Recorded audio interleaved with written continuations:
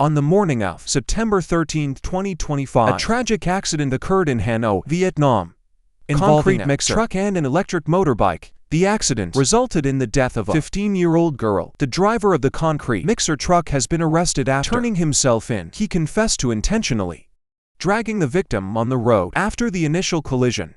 This is what we know so far about this case.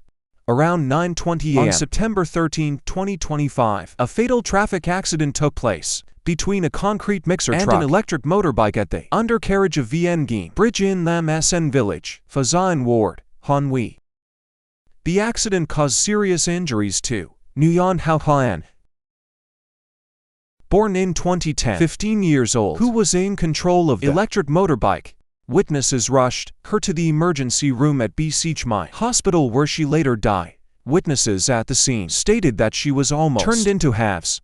After the incident, the driver of the concrete mixer truck, Hin Van Long, born in 1974, 50 years old, fled the scene. However, about 7 hours later, at about 7 p.m. on the same day, he went to the Pha Giang Ward Police's office to turn himself in. Upon questioning, Long admitted to the police that, after the initial collision, he intentionally controlled the concrete mixer truck to drag the victim on the road, resulting in her serious injuries and subsequent death. Long stated that his intention was to kill the victim, and while he would go to prison, he wouldn't have to worry about extra compensation for the victim's treatment until recovery. A test conducted on Long showed no alcohol content in his breath and negative was for drugs.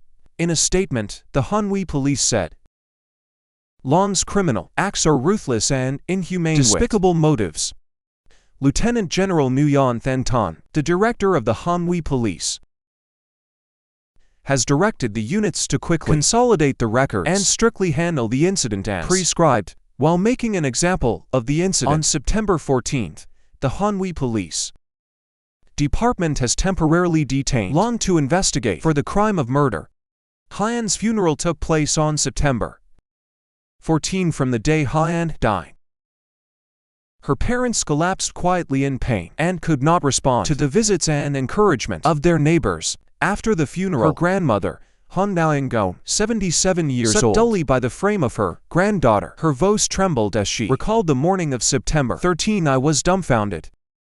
I could not believe that the victim happened to be my docile granddaughter. She had barely started her 10th grade and hadn't even got the chance to live her teens.